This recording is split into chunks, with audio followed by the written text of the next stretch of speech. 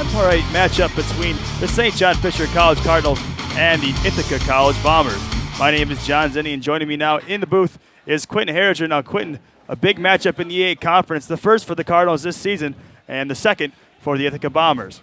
And that matchup, John, is always big between the Bombers and the Cardinals. And since the start of the Empire 8, introducing football in 2002, the winner of this matchup has gone on to hold at least a share of the conference title and has qualified for the Division III championship. Now Fisher coming in with a 2-1 record, Ithaca 3-0. The winner obviously going to get the boost in the E8 conference rankings. Even though Fisher is 2-1 on the year, they are favored in this game, the 11th ranked team in the nation, while the Bombers are the 16th ranked team in the nation. The Bombers coming off an absolute shootout win against the Hartwick College Hawks, 69-42 victory. The light bulbs in the scoreboard at Butterfield Stadium in Ithaca took a beating last week, Quentin. And 1 star for Ithaca, Thomas Bergerstock, the Ithaca tailback, was featured in the Democrat and Chronicle this week. A local grad from Webster, Thomas rushed for 268 yards. And had 5 touchdowns in that game against Hartwick. A great showing for him, and that's something that Fisher's got to watch out for. Having a weak run defense is not going to help them today. And you want to talk about a big day? That's a big day for anybody, the Section 5 product. And we'll take a break now here. We'll take a break, but we'll send it down to Joel Vickers on the field. The senior defensive end will play the saxophone for our national anthem. Thank you. Now we ask that you please remain standing as we listen to the national anthem performance today by senior defensive end Joel Vickers.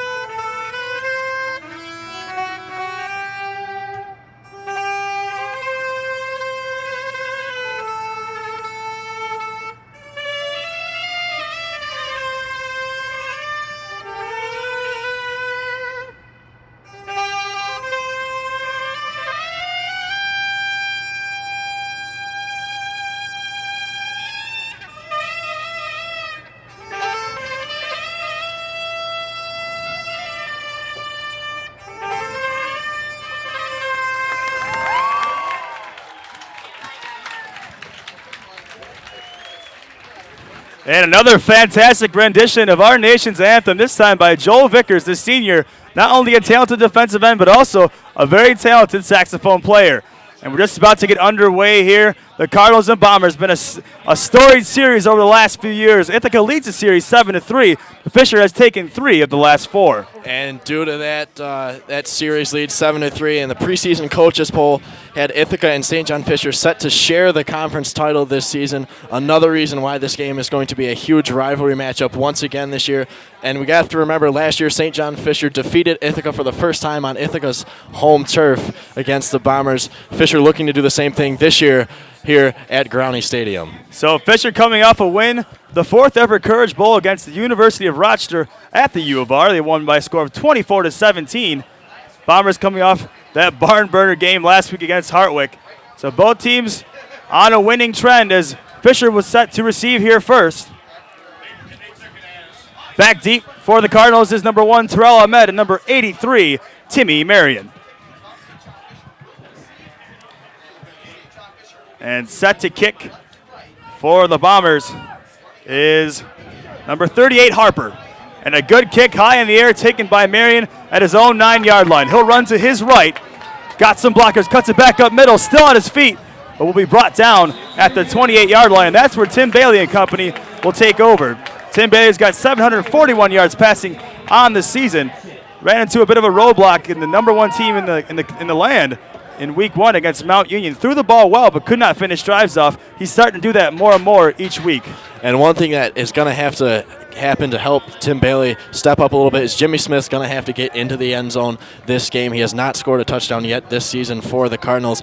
Last year, I believe he had 4 on the season, and Jimmy's really got to get going. He's had quite a few receptions this year, but none in the end zone for the score for the Cardinals. So 1st and 10, Bailey in the shotgun is going to hand it off to Harrington, who gets across the 30-yard line. Short gain on 1st down. Looks like they're going to be using both backs tonight, both Brad Carlton and Luke Harrington standing in the backfield next to Tim Bailey in the shotgun.